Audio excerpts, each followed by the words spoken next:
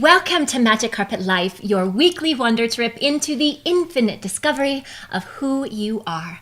I'm your host and guide, Tiffany Josephs, and I am here to enchant the world to a higher love. Why are you here?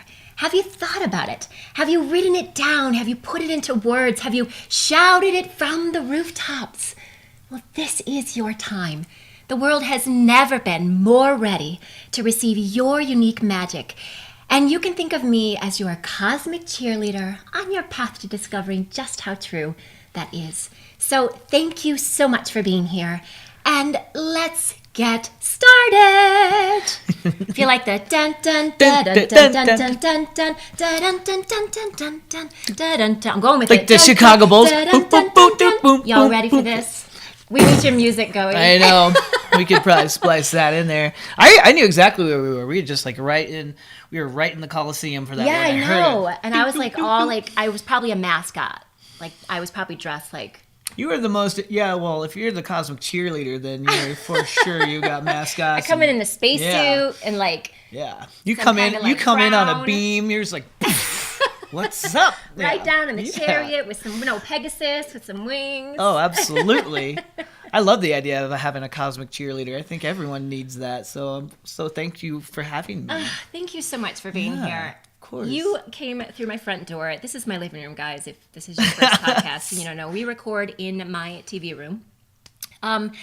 You came through the door and I told you, like, dude, I usually have a clipboard and questions and a bio and like something to read to introduce you. And none of that felt right. Yeah. None of it felt good. And in fact, I'm kind of done reading bios on this. Yeah. When I have interview people here, I'm just going to be like, hi, here they are. Feel them, see them, love them, know them. By the end of our talk, they will know you. No bio needed. Yeah. I do have a question though. For sure. This is Sammy, by the Hi. way. Hi, everybody. Say hello, Sammy. You have like 4 names on your, I so do. we're going to get into all that. Yeah, let's dive. Let's just start with just Sammy. Sure.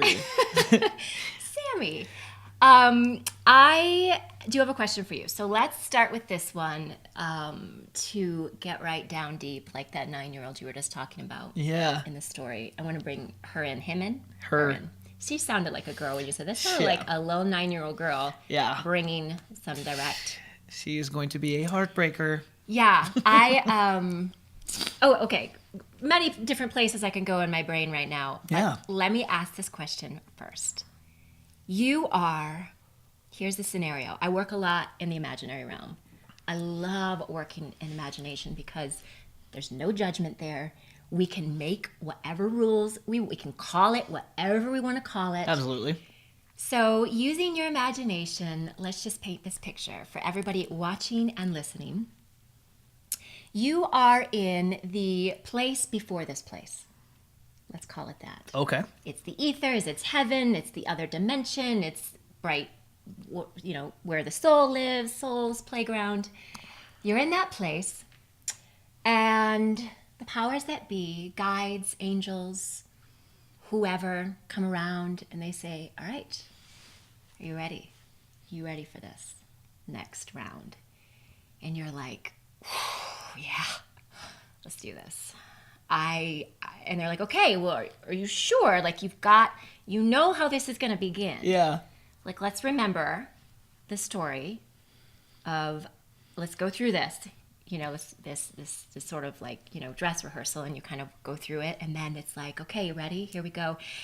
And the last question they ask you is, or the next thing they say is, remember your why. Because you're going to need to come back to that. Like, let's like supercharge this why so that it's like your magnetic north, right? You remember this at the time you need to remember it. We're going to bring people in your path that like do that whole thing to make you go, ooh, I know that. Oh, I know that. Yes, this is why I'm here. So the activation, we're going to bring those people. They say, remember your why. And it's like, the Lion King when he's like, remember who you are. Yeah, absolutely. And Simba's like, yes, I'm a king. So Jonathan Taylor Thomas, yes, that's funny that I'm remembering that. Okay, so the question is remember your why. The charge is remember your why. What is that why? What a beautiful question. And let's say we're coming through the portal and they go, remember your why. And it's like Yes, calling, it's like calling. it continues as you're going through like a Yeah. So I've heard this question and answered to me in a myriad of different ways. And I think one of the most direct things that I do and why I'm here is to create very beautiful creative jobs for children.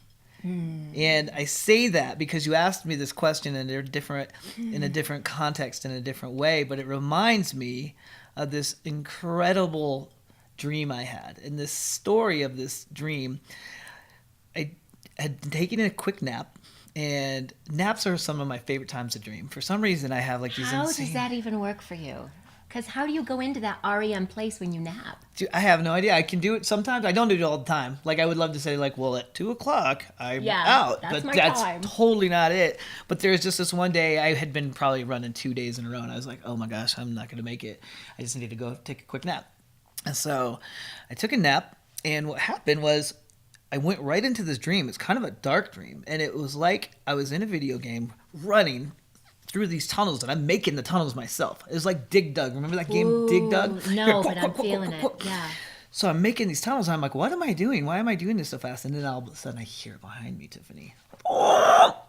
Demons, aliens, these things. I'm like, what in God's name is that? And I can see them. They're flying through this tunnel at me. They're coming at me. And I'm like, oh my gosh, I gotta go. So I keep digging. And I get to this little part of this tunnel that I've been digging, and I look over, and there's this door. And I'm boom, I blast through this door. I remind you, I can smell, I can feel dirt falling in. Like, this is like a very, very specific dream. Yes. And I blast into this room, and it is this old auditorium where I used to go to church. And there's all of my instruments. So I'm a DJ and a guitarist and a singer and a percussion player. All my instruments are sitting on the stage. And they're all golden. And I'm like, oh, there's all my stuff. And I remember this from the time when I was little, because you used to have the stage, and we could go and play on stage and act like we were acting in these things, right? Yes. And I go to reach for my first instrument and like grab it, and all of a sudden this door gets kicked open. Boom! And all the demons, all the aliens start flooding in. They did not come in. They came sanctuary. in. They came into the sanctuary, but here's the best part. As they come in, I turned around and I grabbed my first instrument. I'm not sure exactly what it was, but I remember I grabbed it and I turned and I handed it to the first thing that came to me. And it took the instrument and it turned completely to gold and just disappeared. And I was like, whoa. And then I grabbed the next instrument, and the instruments just kept coming. So I just handed it to the next person. And the craziest thing is, I started to see what was happening. And these were these little lost spaces, these things. And I was like, whoa, what's up there? And then I called them the kids. I was like, what's up, kids? What are you doing? And then all of a sudden I heard this voice. It said, create jobs for my creative children, and I'll provide the rest. And I just remember being, okay, I get that. Create jobs for your creative children, and you'll provide the rest. I get it. I understand why I'm, okay, sounds great. And right then, my eyes opened, and I looked, I grabbed this journal next to my bed, and I go to write, and the same voice that was in my dream said it again inside this new space where I was clearly awake. It said, make jobs for my creative children, and I'll provide the rest.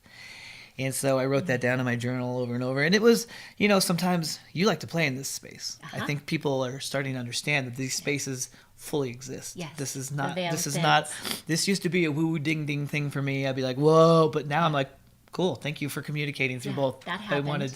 I wanted to make sure that I wasn't completely off my rocker, but I'm not. That was a very tangible thing. So I put this down, and then maybe 5 or 6 seconds later, my Facebook Messenger thing went off, and there's a kid in one of the high schools, and he's like, "Hey, this is Sarah from East High, and we wanted to know if you could still help us with some editing jobs because you said you might be able to provide us with some stuff." And it started right there, and so you got out of the dream, Sarah. Yep. Ding. Sarah comes Peter. I'm sorry, it was Peter. And Peter was like, "Hey, you said you might have some jobs for us," and this is a high school kid, and I'm like, oh my God, yeah, I totally do. So I have a film company, and we're sloughing off really simple jobs for them, which these kids were knocking out of the park. Yes. But that was the start. So my why, when you say, why are you here? As clearly to help the creative children of the world find placement in this space. And now, if people ask how I'm doing that, I have a couple different things. So I'm a DJ. I get to tour the world. It's a really the most coveted, most special thing I've ever been able to do. That's like legit, because I asked you for something next week. You're like, well, I might be in the, where were you? Like some island somewhere. Oh yeah, I was in Croatia or something. Yeah, like then that, it comes randomly. Like, oh yeah, get on a plane. Yeah. And I'll be here. Well, and it's becoming part of the normal conversation now. With the people that we work with in our spaces, they're like, you know what? I'd love to be there on Tuesday. I'll just be in Mallorca. So when I get back, though, let's do dinner then. And so that's not an abnormal thing. The world's getting smaller as the minds and hopefully the hearts are getting bigger, and the connections are getting stronger with those of like frequencies. Right. Yeah. So to kind of book into like why I'm doing what I'm doing, I realized really quickly, and I don't know if we'll get into it now, but coming from my background, I knew that what I have to do to really just to show my light in the world is to stay true to that. And whichever vehicle I'm doing that in, I know that I always need to provide a beautiful path for creative kids to shine their light. And so that's kind of what I do. It's absolutely amazing. That? This is Danny. He's not walking today. He's part of the show. Although if he starts barking, we might have to stop filming and come back. We'll just see. I want to go back to the sanctuary for a minute, because your story right now and your story how it began, you call it your origin story. Yeah, my origin story. What is the power of that word for you? Origin, beginning. Well, that's it. From whence I came. For me, it was the complete life definer. It was what really capped the mission. Like, I always knew I loved to work with kids, and creative kids was great. I didn't even know that was what I should do, but... Sure, like, what even is a creative kid? Yeah, like, what's a creative kid? I mean, honestly, I'm just attracting kids that were like me. Exactly. Right? Yes. So, but when I found my origin story, as with the 4 names, we've got Sammy, Shoebox, Moses, Taggett. Shoebox Moses came out of this origin story. Okay. And that was that for all of us listening and watching. If you don't know, I was adopted out of the Philippines. And before I was put in the orphanage, I was found in a shoebox in a dumpster. And so that was my origin story. That's where I came from. And once I found that out, on the immediate flip of that, I had a lot of things come up. Obviously, there was a ton of guilt. I felt this imposter syndrome. I felt awful for being such a savage partier when I was younger. I was like, oh my God, how did I waste so much time? It's kind of like that Schindler's, that whole mentality is like, I could have done this, I could have done that. But then it stopped. I started doing a lot of work, a lot of shadow work to just be accepting of it and understand that where I'm at right now is a powerful place to be and to utilize that origin. Because of the shadow work, really. Yeah, You didn't go around it, in other words. The totally. trauma. I went right through it. With a car accident and everything. Like, I went through it, Tiffany. Yes. And so I came out that other side, and like I still work on it all the time. I mean, we're just instruments, right? Of We're course. all just Golden instruments. Yeah. And so I went through a bunch of this beautiful work, but the origin story for me, and when I found that out, I knew exactly what I needed to do. And so I set forth to go and find my orphanage and really figure out what needs to happen over there. And we're still fleshing out tons of that. To say that we have it dialed is like not even close. They're in my country, in the Philippines, in Manila and the surrounding cities. There's 1.8 million orphans, which is the size of downtown Denver proper. 1.8 million kids that will never have a mom or a dad, so to speak.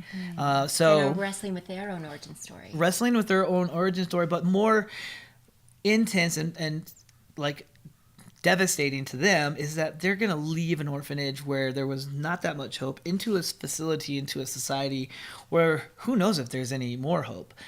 Like, they go into trafficking, they go into drugs, tons of them turn to suicide. I mean, it's a very dark thing to look at and to expand on. So what I know I'm trying to do with my foundation, it's called the Foundlings. Okay. And It was actually founded with a partner of mine. Her name's Brandy Shigley, who is also wonderful. Adopted out of the Philippines. We've been best friends in Denver for almost 10 years. Oh my and we God. found out when we went back to the Philippines for the first time to look for our orphanage that we were going to go find hers and then find mine. But we come to find out we're from the same orphanage. So it was this incredible moment Divine. we're like, what? So it all just made sense. We're just like, this is what we need to do. So what we're trying to do right now is to really first educate and inspire kids to find something that they can attach to, whether that's in, music, whether that's in fashion. Brandy loves fashion, or whether that's in just like simple coding or like whatever there's out there, right? There's so many new jobs. Might be a skill set or a trade. What we're trying to do is get a platform that they can find something that will give them some hope and give them some light as they make the transition from an orphanage into the real world. So we're just helping them find their footing. And what we're using is new technology in the form of tablets and super fast and robust systems that'll allow us to get whatever they need or want to learn into their hands immediately. And so we're modeling some of the most prolific world changers on the planet. Peter Diamandis. Yes, tell me about that. So he holds a contest. The one that I'm speaking of specifically is called the Global Learning X Prize. And what he did is he wrote an incredible book. It's called Abundance. We'll put links and all this stuff down here, right? We'll link it up. He had this, and he had nothing when he did this. He was like, I have a vision. We should do this. And He had a dream. A golden instrument. Yes, and his golden instrument was this contest where he was going to bring the biggest problems on the planet and the smartest people on the planet to solve it. And we'll have a contest, and there'll be a person. And I'm just going to find them. I'm just going to find them. Smartest people, biggest problems. It's biggest problems. So the problem in the Global Learning X Prize that they solved was illiteracy. And they took tablets and dropped them, like literally airdropped them into Tanzania. Kids were picking them up and opening them, turning them on, and they were learning to read and write and do basic arithmetic in 15 months. So unbelievable. So you mean to say, for everybody listening, especially who has kids, that screen time can empower a village, a country? Absolutely, when done properly. There's so many parents who are like, screen time making their hair fall out, Yeah. That is so powerful. They dropped them like immunizations, like they would drop medicine or drop vaccines down into. Absolutely. And that's we don't have to sugarcoat it. There's obviously a time and a place to get your kids off of a tablet, for sure. But we're talking about kids the fact that technology exists, the fact that his vision was implemented, and that those results ensued is. Oh, and just like as you teach, like how you teach everybody with the Magic Carpet Life, is that once you seed that idea, you seed that dream, the things that have to happen will happen, especially when they're aligned. And so he was like, I don't know how I'm going to do this. And what was amazing is like people just showed up and just donated. Let's talk about this for a second, because there is a necessary ingredient of faith. Yeah. Oh, yes, absolutely. Mm-hmm. And there, as soon as you said that, it was this felt sense of like, I know that question. I don't know how, but I know. Right. And I know my experience for that, and my belief, like it had to become a belief for me that I believe when I know something, it's an energetic thing, it's a vibrational thing, it will happen. For sure. It's like all of the,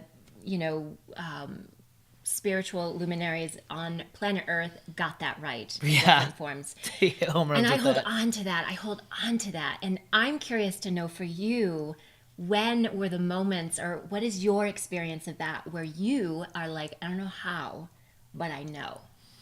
Whether it was with the Foundlings or even with your DJ work, and how you're bringing that into these places to elevate people's Sure. Okay, so I've got a great story for that, because it's for anyone out there, especially young kids that are trying to be performers or people that are going after a dream. There is a huge element that they definitely skirt around when you get in our space. They're like, just think of it, write it out, put it there, and manifest on it. Yes. But that is not totally it. There has a level of faith that has to be there, and purpose. that I think that people don't talk about. Like if you're like, I'm going to be a famous musician and a rock star. Yeah. Yes, I'm just going to put posters up and make a vision board and do these things. But why are you doing it? Like the world's not going to come to you if there's not a bigger purpose and a bigger vision and you don't have some faith in why you're doing something for a bigger cause. Yes. I think. Yes, And I agree. People feel your faith. they feel your faith. They can hear your truth and they can see what you're trying to live into. And so what happened for me, this is a great one. This will date me too. So I went and I saw Pearl Jam play at Red Rocks in 1997. Oh my God, I Yeah. loved that. I love 97 Pearl Jam. Pearl Jam 97 was the Yes. best. That's like 10 and verses and everything. So anyway, for those of you guys, we're actually in Colorado. You may not have been born in 97, but he was at Red Rocks with Eddie Vedder in With 97. Eddie Vedder in 97. So I saw Pearl Jam play on that stage and I said, you know what? I want to play on that stage. I'm going to play on that stage. Wait, was that the one where he was in the rain, like in the picture, with like the mist? Yeah, just the leaning. everybody Yeah, picture at the museum? totally is insane. Oh, you're a Pearl Jam fan. We're kind of the same age. Yeah, so we I'm are. in the same. Yeah, so I went home. This was great. So I went home after that show and I grabbed my journal. I've been journaling since I was in like 6th grade or something. Which is amazing. Did you journal for that long? Yeah, but it was more diary. It was more Yeah. like, oh my God, my friend said this, and my boyfriend broke up with. It wasn't like enlightened journaling. Yeah, mine was definitely that. But there's like, I look back on it now. One, my penmanship was impeccable back then. I was like, because you what wrote all the is time. this? I had a callus on my finger from writing. Yeah, totally. Like, I remember the calluses. Yeah, so that's the same with me. It was like penmanship was great, and the storytelling I would do as a kid was insane. And I go back and I'm like, was I a teenager writing this stuff? But anyway, I went back there, and what I did with this time, which was different than any of the other journals I'd done, is I would just wrote it down over and over. I was like, you will play Red Rocks, you will play Red Rocks, probably like 10 pages. And I found this I like always look at it, and I wrote that down. So anyway, as time progresses, I moved through all these things. Right, this is 1997. Move about 5 years. I start my first band. I'm in college. I drop out of college after a solid year and a half of just like fumbling through it. This is not for me. Uh-huh. I go through my life cycles and stuff, but the whole time I still feel that because I know my message for who I am is bigger. I'm like, I know that I have a message and an energy and something in me that needs to get out. And so I just kept that dream. Like, I just need to be on the stage. I need to get it out there. I don't know how it is. I don't know what the medium's going to be. But every time I'd walk, so this is something that you guys can take to note, like I would physically put myself there. Uh-huh. I would walk on stage, and I did this thing, and I did this when I'd play tennis and everything. My dad was my coach, and he'd always be like, where are you? What are you doing? And I'd just be like staring off, but I was just looking at Red Rocks. I was like, this is what I'm going to say when I step on that stage. And they'd be like, here he goes again. Okay, this is going to take a minute, little soliloquy. And I always say this. I'd say, you guys, I've been dreaming of this for a long time. Do you guys want to help me relive a dream?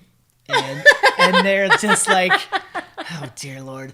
And then I remember this looking up, and I said, all right, yeah, you're going to help me do this? All right. Red Rocks, how you doing? Bam! And that's all I did. And then I'd go crazy and this and that. So fast forward to 2011, there's a festival called Global Dance Festival. Yes. And yes. my friends run that festival. And I was like, how's it coming? He's like, you know what we want to do? We want to put live bands on the first night. Can you help me construct a battle of the bands, and like the winner can play at Global? And I was like, only if we do one thing. And he's like, what's that? I'm like, can I play the main stage? And he goes, well, yeah. Oh, yeah, you were part of the question. Yeah. And so I asked the question. I put it there. Okay. So you realize this is going to happen. You assemble the bands. I assembled all the bands, like 20 of these bands to go. And I put a band together for myself, who's actually doing really good now. They play Red Rocks all the time. You put a band together just for the opening. Yep. And what are you thinking the night before? This dream is about to be delivered to you. I'm like, I can't believe this is going to happen. Like, this is going to go down. I mean, This we're is a talking big Red deal. Rocks, guys. We're talking how many people in the 9,000 in the amphitheater in the 9. front part, but they can fit more than that. But Yeah. and the bill was huge. It was Empire of the Sun, Kid Cudi, Sam. There's another one. Sam Adams was like the main big ones. But like the whole festival itself had my favorite producers, DJs on the planet, from Skrillex to Cascade to Above and Beyond, like the biggest people on the planet. So now I'm sharing this world stage with them, and I get to step on stage. So here's the funny thing too. Like, Yeah, I'm I want to so know. excited. I like want to know when you're okay. What time is it? Like 6? What time do they do the start? They Like, start at 6. at 6 o'clock. Yep.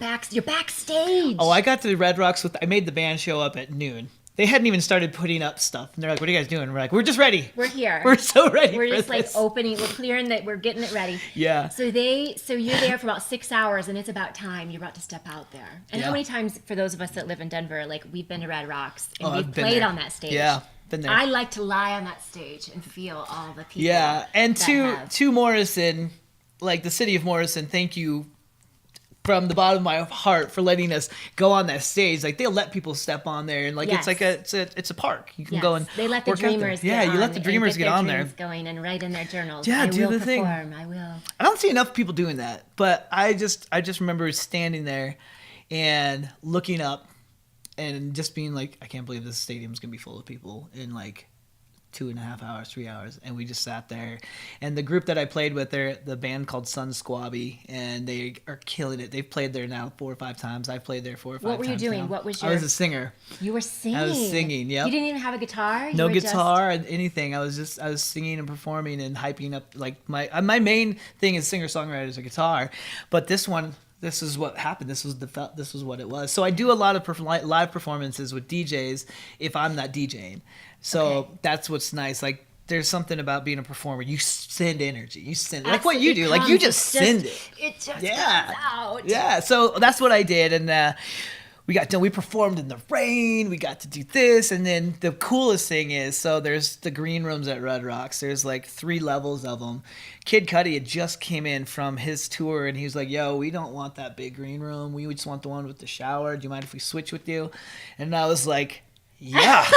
We will take the Did big they green have room. fruit kebabs for you? And They did it up right, like, because they thought he was gonna be in there, Right. so he didn't want any of the stuff, and so we had like a smorgasbord of tons. Like, it was stepping into the dream and Yes. having it be the reality, and all my friends, like my closest friends, got to watch me do it. Now, mind you, the stadium wasn't full; we were early, but it didn't matter.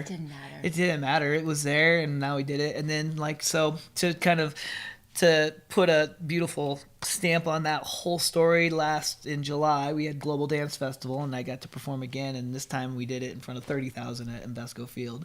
So it wasn't here at Red yeah, Rocks. They we moved it had over. to move it. It got too big, so we did it at Invesco. Now I'm looking at a sea of 30,000 people, and I say the same thing. You say the exact same thing. You guys want to help me relive this dream? 'Cause Was I've your been doing dad it. in the crowd?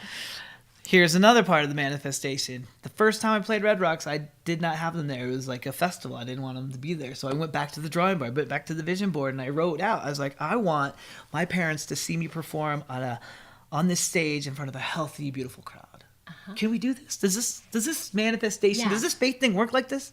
So you Place where fast they're going forward. to feel comfortable. They're where gonna it's feel like, comfortable. So you fast forward, and the best thing, this is all on film. It's so crazy. So you fast forward to the next year, and I'm like, Mom, I wish you guys could have saw it. And they're like, it looked amazing. We saw your pictures. And I go, it would be so cool. Someday maybe you'll see me. I think you're gonna do it. It's gonna happen. I get a call right on the back of this, and it's for Fitness on the Rocks. And Fitness on the Rocks uses the same sound system. Yeah. And everything, so they can do yoga and fitness and all this. And they go, Sammy, we saw you last year. It was so incredible. We would love for you to open up Fitness on the Rocks. Could you do the national anthem for us? And I'm like, yeah. And it happened in like, What does that mean? Do the national sing anthem? the national anthem Sing for it? and open up the whole What, thing. you're going to sing the national anthem? Yeah. You did sing the So national I anthem. sing the national anthem, and my parents had just randomly been like, hey, we're coming out in July again. Do you have any shows? And I'm like, well, in fact, I have a show at Red Rocks, and I'm singing the national anthem in front of 8,000 people. And my dad and mom were like, oh, that's good. Yeah. Is it going to be loud? That's how they like to take that stuff. But they're so sweet. My dad and I worked on it the whole time. And then the craziest thing that happened is, like, I'm looking at my dad as I start it, and I start like a little high. Like, it's like, because it should be like, oh, say, can you see? And I was like, oh, say. And my Yes. dad's like, you're too high. When you start You're that too song high, forget it. And I go, I got this. We're good. And he's like, and I nailed that last note. I nailed the iconic thing. And I just, I got it done. And I just remember looking at my dad, and he was like, hey, good work. up. hey, it's work. So I got to have it. I got to bring the parents there. So your voice, that's unbelievable story. Sorry, I just bumped my microphone. Your voice is soulful. Is that right? Yeah. It's a little rock soul. Yeah, it's a little rock. It's rooted in like 90s R&B / rock. Yeah, for sure. Interesting. And my other favorite artist is Gordon Sumner or Sting. So I used to, because he used to sing to my heart all the time. Like every girl I ever fell in love with and got my heart trounced on as a high schooler. That was a mixtape. Yeah, Fields of Gold. Yes. Oh, right. That song in the 90s. Crushed me. That was the worst song ever. He's always. I know. I hate it. I know. Oh my God. That is so crazy. So what do you do after Red Rocks? Like what is right? I mean, like Super Bowl. Like what is the after that? What is here's a question. What is another thing bucket? You wrote down 100 times? 100 times. To be an impactful world changer. Like my other thing is just change the world. And I didn't know how I'd change the world. I just knew like that's what I want to do. And so I started really diving down the performance lane, you know. I was like, I shouldn't be a mortgage broker. That's totally not what I should be doing anymore. Yes. That's what you were. That was one of the hats you were. I've worn so many. I've been a milk salesman. I've been a door-to-door salesman. Did you say milk? Yeah. Used to sell milk. How do you sell milk? You go door to door with glass bottle milk. Do you like bring a cow with you? Like, would you like milk from my cow? You basically work for the Longmont Dairy Farms and you go door to door and say, yeah. You're like, hey, we've got the only milk in a glass bottle. How are you doing? I see all my neighbors with the coolers out. Yeah. You just force it on them. You're like, here you go. Here's a free cooler and a half gallon of milk. And then just sign here and you'll get another one next week. I think that's hilarious because we were just talking about how it's been like 8 years since you've had milk. Yeah. I'm not a huge dairy fan anymore, but I sure did like that. That job was. So you were the milk salesman. I was the milk guy. I've done so many different things. I did a lot of bartending, a lot of things to do that. That lifestyle was so treacherous and a super slippery slope. But I found my footing in music. A lot of people want that dream. I didn't know that was a tangible dream, but now that I see who I get to play with, I got to play a cornerstone event in a festival called A-Fest in 2012, right after Red Rocks. Okay. So I think for the audience, it's great to see when you have this first step and it opens, hopefully you have the wherewithal to step on the gas a bit. Yeah, momentum. The momentum's everything. And so I was like, dude, I got to do this. Yeah, and I was like, the snowballs should be getting bigger. Especially when it feels good. Right. Like that big thing you do actually worked out even more than you could have imagined. Yeah. Then it's when it gets cooking. It gets cooking. So I played at this thing, and it was hosted by a company called Mind Valley. And Mind Valley is in Kuala Lumpur. And they brought me out there to be a singer, and what happened is the DJ that was there didn't necessarily know what he was doing, so I was like, I got you. And sorry, DJ. And how I'd learned to DJ and how I'd learned that skill set is I just sat on the coattails of the DJs when I was at the clubs. I'd bring them drinks. I'd be like, hey, show me how to do this. That's a good place to be. Yeah, I'd be like, hey, how do I do this? How do I do this? And I'd just be like, hey, keep drinking. And then I'd just kind of scoot them out of the way. So wait, you went to Mind Valley to sing, and the DJ was kind of meh, and then you just sort of took over and got the party. And basically what I did is I turned the party out. Like I just boom. So I performed, I sang, and then I'd play the music. And one thing that kids need to know now, especially as they become young entertainers, it's not about the technical aspects. It's not about being able to big drops. It's about knowing your audience and knowing what they move to. And you can play huge songs, but it's not going to do anything if it's not the right song. How do you know? How do you know? What's the right song? What's your process? What is the feeling that happens inside of you? Obviously, it's a gift, but how can someone train themselves to go? Because this doesn't just happen as a DJ. This is wisdom in everything, whether you're selling milk, whether you're on a first date, whether you're figuring out a huge parenting, thing. Yeah. How do you? Yeah, that's a great question. There's a lot of intuition that I'm trying to learn how to teach because it's an intuitive process for me. So what I would do in all the events, they didn't understand, because at Mind Valley, they brought me out to be the entertainer, but they didn't understand why the singer was sitting in with all the sessions and doing all the things.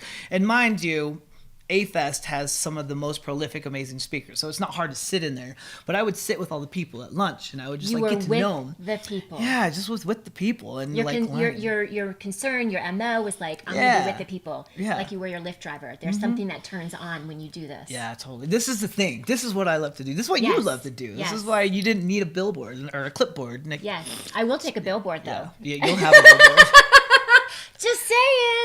That'd be a very good billboard. I'd watch that billboard. Yeah, so that's what I did. I just sat with the people. I was intuitive. People would be like, "Oh my God, you're the DJ." I'm like, "Yeah, what do you like? What do you listen to?" And they would tell me, and I'd be, "Cool, what do you listen to?" And they're like, "Oh my God, I have this song." I'm like, "Why do you love that song?" And then they would tell me, right? And so I would take songs that would lead into that story that they did. So people would tell me like, "Oh my God, my grandfather used to love this song," and I would just like play all this music. And so I was, just learning the skill set. I got picked up by a company in town that would put me on weddings and stuff. So I cut my teeth on a bunch of these other like corporate things. But the whole time I was always with the people. People didn't understand why I'd like sit in at the wedding and like be so charismatic and just be like, "Hey, let me hold your baby." Like I just loved it, And so the human connection is for sure one of the most special things on planet Earth, without question. Yeah. And to know what, and as soon as I started realizing, I'm adopted, I'm so lucky. I've always known I had the golden ticket, but that 3 years ago when that origin story hit, and I knew what I was put on Earth to do, my connection ability and my intention behind every interaction went through the roof. And so that's why the Lyft driver today, who was, God bless Josh for he served in the Navy in a submarine, and he was super staunch. He called me like when we were coming over here, and he's like, "Hey, I need you out here right now." And I was like, "Oh, okay." So because it's like ODART or like he's like, military time. let's go here. I was like, "Okay, sorry." And then we cracked him. I cracked him open, just like everybody cracks open around like 90% of the people that I know. And this is from my mom. My mom, I swear, has the gift of that too. She has people. She taught special ed. Yeah, she taught special ed for 39 years. Okay. Mm-hmm. Yeah, so she knew how to deal with me. And then then there was like, my dad was my English teacher, my soccer coach, my tennis coach, my baseball coach, and he hates baseball. Like he did it all for me and my brother and my sister. So we had an upbringing that is very, very blessed. So that all of those pieces together made for this incredible moving light that I always have with me. So yeah, it's just been, that's what's crazy. Is it so simple? Is it so simple as loving people? Yes. Just love people. And when you don't love them more. Like what we were talking about today, you're like, "Oh my gosh, this energy from the people is starting to drive me crazy." And the only way you can approach that and attack that is to love them more. And to be like, "Cool, I know how you feel. I know that, well, I don't know how you feel, but I know that you're feeling this way. If I was in your shoes, I'd probably feel the same way." Mm-hmm. And just taking it. It's hard to do, but it's really useful to do. I find with practice, and it does take practice, that there's like a switch. So when I start going on that train of like, "Oh my God," and the train, it's like, "This sucks," or "This is, why did I, start questioning my yes and what is going on," and this is feeling all of it. It's like there's something that turns on where I go, and I start to enter into that person's world. Totally. And I begin to understand. It's a switch. That's just how I can describe it. I agree. And the heart gets bigger, like the Grinch. It might be like teeny tiny, and then I imagine my heart just. Yeah. Once you step into the shoes, like, you're so right, Tiffany. Like I watched him, and as soon as he was like, I used to be in a submarine, and I was like, "Oh, well then." Was it a yellow submarine? No. Yeah, it was a nuclear-powered submarine, and he worked in the engine room. Oh my God! Sure. So he has a story. His story, yeah, and it's a fixed and firm story. And I asked him, I'm like, "So how? There's 3 questions I think that I'd like to always ask people." Oh, this is good. Okay. Yeah. How are you feeling?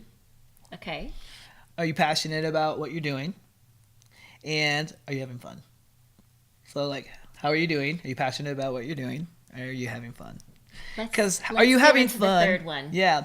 Having fun, I think, it could be the thing that I could ask them first. But I like to ask them that kind of on the end. Because if you're having fun, it doesn't mean that sometimes you can have fun and you don't like what you're doing. Like, sure. If I'm digging ditches and I'm with my friends and we're having fun, we don't really necessarily like what we're doing. Yeah. But I'm always just like, "Cool, so you're driving Lyft. Do you like what you're doing?" And someone are like, "It's a means to an end." Someone were like, "Yeah, I love this. This is great. I got my own hours. I got this. I got that." But it helps me gauge like where they're at in their vibration a bit. Like they're like, and a lot of them are great too, especially in the world. They're like, "Yeah, I kind of like what I'm doing." And then I'm like, "Are you passionate about it?" And they're like, "No." I don't know. But are you having fun? And it's so interesting. A lot of them they have fun. They're not passionate. And they don't like what they're doing. But they're like, yeah, I kind of have fun. I'm like, would you like to align those things a little bit more? Would you like to get all three? Yeah, and that's my only thing is I like to leave the conversation sometimes of being like, hey, there's a way you can have it all if you want to do it. And so when I left, like it was pretty good. It was a great connection. It was like not a normal Lyft ride. Sometimes I have in earbuds and I just talk and do tune out. But this one, I felt a little different. Plus, I was coming here. There's an energetic shift when that I'm like, oh, I get to go see one of my cosmic cheerleaders for sure. Let's go. So I want to, and I would love to say I tune into that all the time, but we don't. Let's be honest. Like absolutely. This simulation sometimes gets the best of us, and I just love the connection though. And so, like, do you like what you're doing? Are you passionate? Are you having fun? I always ask those. Sometimes I find that this is a belief of mine, a core belief, that if I'm having fun, the second question just kind of works itself out. Yeah, totally. If I follow my fun. And I used to think that was oversimplified. Yeah. And I thought, no, there's more to it. There's more to it because there has to be world saving and there has to be, solutions to this problem, these widening gaps and this chaos and this. And it's like, mind my own fun. Mind your own fun. Oh, I like that. Mind my own fun. Because you know what? We are given I got to go back again to your instruments. We are given these instruments and mine look different than yours, but I'm going to shine mine every day. I'm going to play them. I'm actually going to play those instruments. I'm going to play my gifts. I'm going to enjoy them. I'm going to enjoy, for me, some mine are like, I'm going to put color everywhere in my house. Yeah. Because for me, that helps bring to life my origin story. Sure. And even my origin story from the stars, like who I am beyond this time and place. Yeah. Like my world, my soul, if I could bring my inner world into my outer world so that everybody who comes into my space are activated. And they feel that. And there are no words. There does not need to be words. There's just that feeling. Right. Of, ooh. Or whoosh. And that's kind of where the magic carpet life came in because life is and can be. It is. And if the isness isn't close to you or you're not feeling emotionally like it is, it can be this remarkable ride above all of the stuff that the world is showing us. Yeah. If you don't like your reality, how about we go up a little bit and you go to one of Sammy's parties? Yeah, I guarantee you'll be tuned after that. And I think I shared this metaphor with all of my students. And when I listen, that guitar, if you pick it up and it's out of tune, what do? They're like, we just tune it. I'm like, do you freak out? They're like, no. I'm like, then don't think of yourself as anything different than just an instrument. I feel like I'm an instrument of God or source, and like that's all I do is I tune myself, and then I play it out to the world. I'm not going to step up on the big stage and play an out-of-tune guitar. And when I show up in the way I do, that's what we need to do. And when we're out of sync and when we're off, just tune up. And that's all you got to do. You don't think of it anything less. There's weeds in your garden, pull the weeds out. Don't freak out. What if there's nothing broken here? Yeah. What if there's nothing wrong? What if everything is right and I'm just going to jump into the realm of right? Mm-hmm. And I'm just going to find who wants to come with me. Yeah. And what I found, so Sammy and I met last week. Yeah. Or something, right? Like a week and a half ago or something. A week and a half ago. I was like, hey, you were at the Polo Fest and I was with a friend and you were with some friends. And I said, all right, so this is resonating. Come on to the show. We got to jam a little bit. And I'm going to have you on the show again to play some music. Done. So this is going to happen. Maybe sing the national anthem. Maybe we'll do a duet. So you've got this really big event coming up, and I want to make sure we get a good, solid plug-in for this. Because thank you this so is much. Amazing what you guys are doing. Yeah. And it was, the reason why you were at Polo Fest, because that's the place where it's going down. Mm-hmm. That's what's happening. So tell everybody who's listening.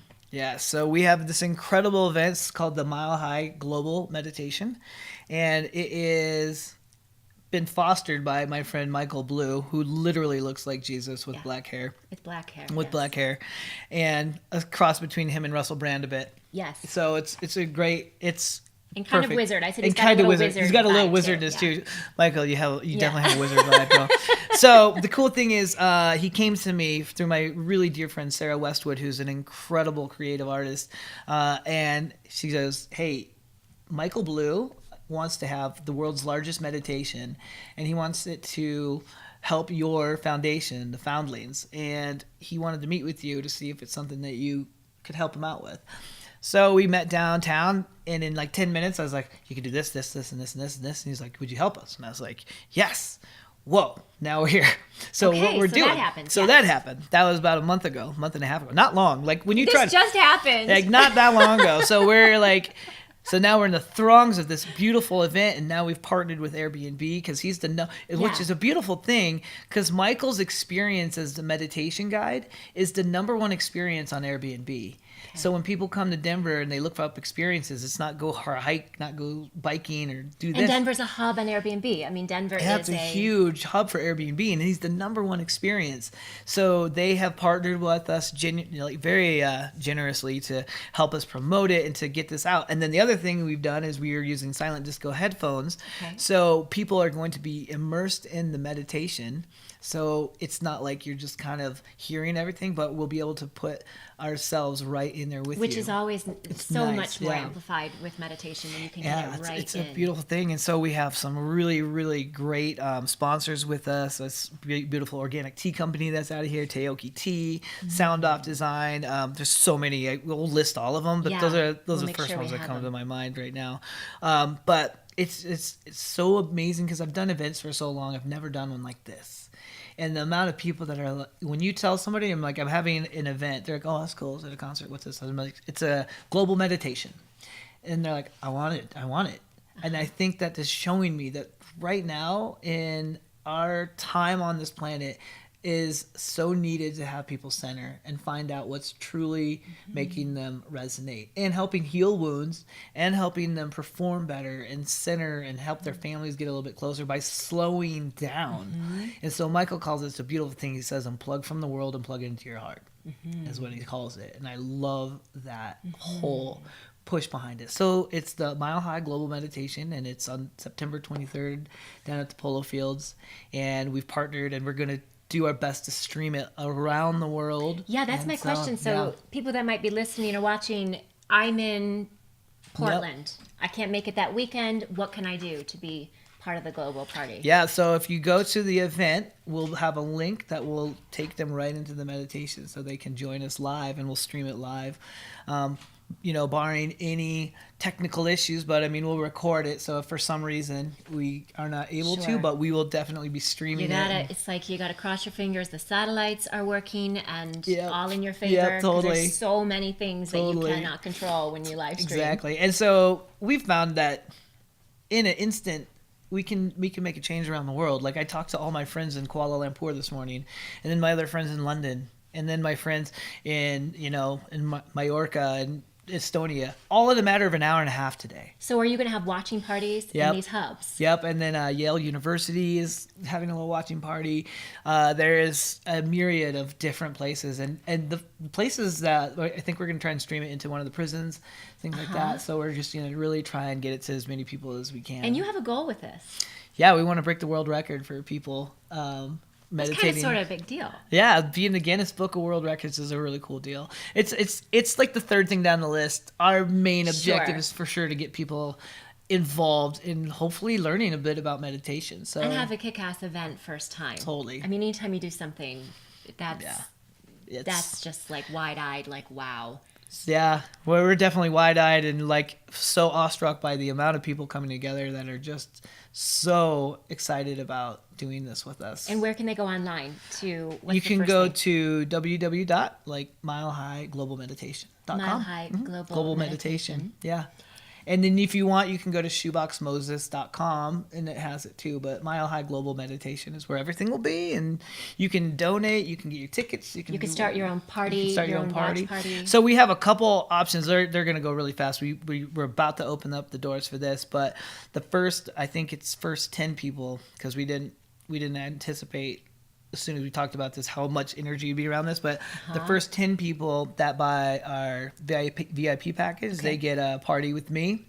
They get a personal guided meditation with their group from Michael and another party. And then we have a chef that's coming in too that is I actually haven't met him, but he is a world-renowned vegan chef, and he's going to do the party and cater the party. Amazing. And I'll play the party, and Michael will do a guided meditation. So when is the party? After. Or before? Mm-hmm. Okay, so After. Everybody will unplug. I don't think anyone's going to meditate after a party that right, I throw. It's not going to happen. Yeah. Sometimes if you're like really tired and everybody needs that, not the party to go to yet. Yes, this is so cool. So you're going to have a big thing Yeah, at the and you're grounds gonna be there. afterwards. Mhm. I am totally coming, and I also want to talk to you guys about doing some sponsor too, because I'm sure you're love it. to the final hour. Yeah.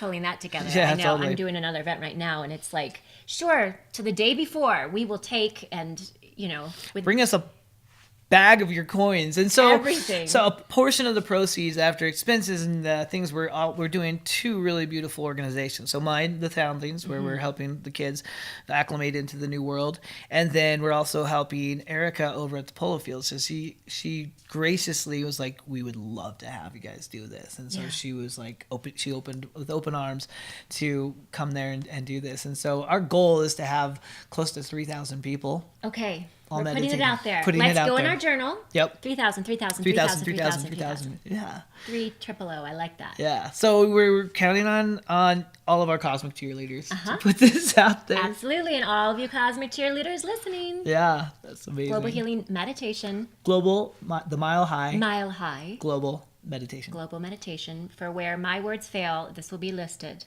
in the links. So y'all can go to that. Yeah.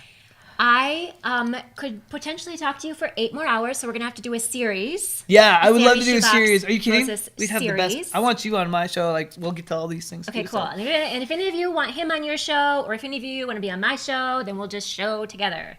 This is how it is. We resonate, we find each other, the gaps get closed, we make things together, we make cool stuff together. I know. We're shining our light. And then we could talk forever, huh? I was like, what?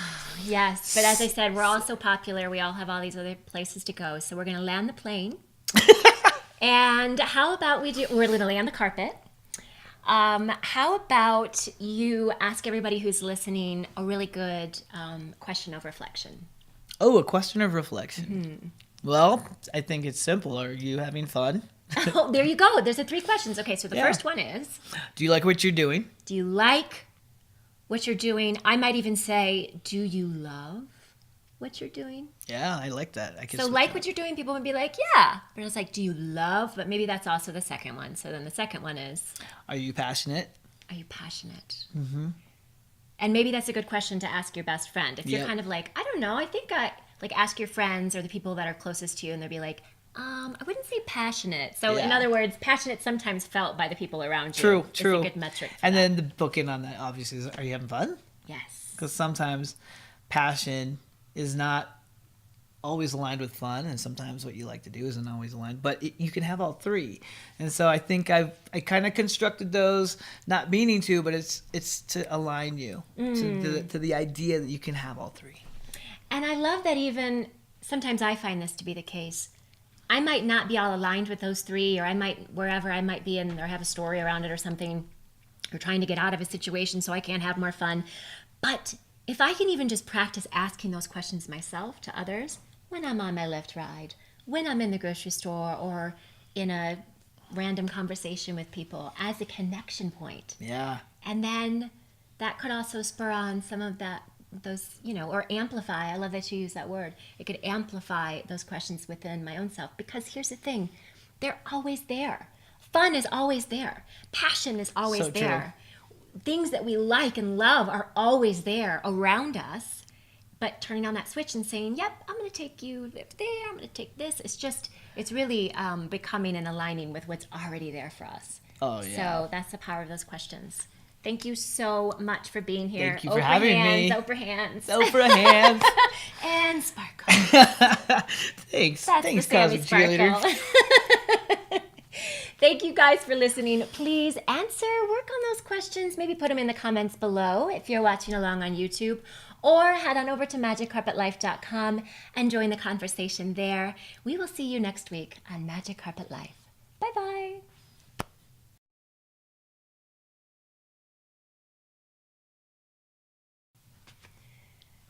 Done, done, dun, dun, dun, dun, dun. Thank you.